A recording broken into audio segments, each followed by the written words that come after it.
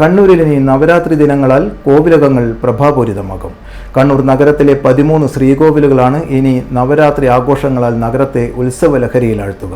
ദീപപ്രകാശത്തിനൊപ്പം സംഗീത പരിപാടികൾ, വിവിധ പൂജകൾ, അന്നദാനം, ഗാനമേളകൾ മുതൽ വിവിധ തരം പരിപാടികൾ വരെ നവരാത്രി മഹോത്സവത്തിന്റെ ഭാഗമായി ഒരുക്കിയിട്ടുണ്ട്.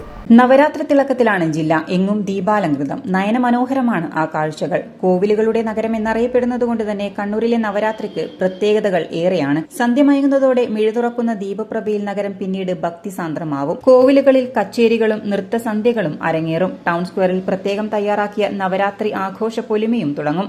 പിന്നീടുള്ള രാത്രികൾ കണ്ണൂർ കണ്ണടക്കാറില്ല. ക്ഷേത്രങ്ങളിൽ പ്രത്യേക പൂജകളും നടക്കും. രണ്ടാം ദസറ എന്ന ഖ്യാതിയാണ് കണ്ണൂരിലെ നവരാത്രിക്കുള്ളത്. ദേവതാ ആരാധനയ്ക്കാണ് പ്രാധാന്യം നൽകുന്നത്. ദേവി ദുർഗാഭാവം പൂണ്ട് മഹിഷാസുരനെ ഇല്ലാതാക്കിയ ദിവസമാണ് വിജയദശമി എന്നും വിശ്വസിക്കപ്പെടുന്നു. നവരാത്രിയുടെ 9 ദിവസങ്ങൾ ദുർഗാദേവിക്കും ലക്ഷ്മിദേവിക്കും സരസ്വതി ദേവിക്കും സമർപ്പിക്കപ്പെട്ടിരിക്കുന്നുവെന്നും ഐതിഹ്യമുണ്ട്. കണ്ണൂരിൽ വളരെ വിപുലമായ രീതിയിലാണ് ദസറ ആഘോഷങ്ങളെല്ലാം തന്നെ നടക്കുന്നത്. 9 ദിവസത്തെ ആരാധനയ്ക്ക് ശേഷം 10ാം നാളിൽ ആയുധ പൂജയും സരസ്വതി പൂജയും നടക്കും. കാണാം ദസറ കരുതാം ഭൂമിയെ എന്നതാണ് ഈ വർഷത്തെ കണ്ണൂർ ദസറയുടെ മുദ്രാവാക്യം. ഈ സന്ദേശം പ്രചരിപ്പിക്കുന്ന നിരവധി പരിപാടികൾ ഇതിനോടകം തന്നെ സംഘടിപ്പിച്ചു കഴിഞ്ഞു.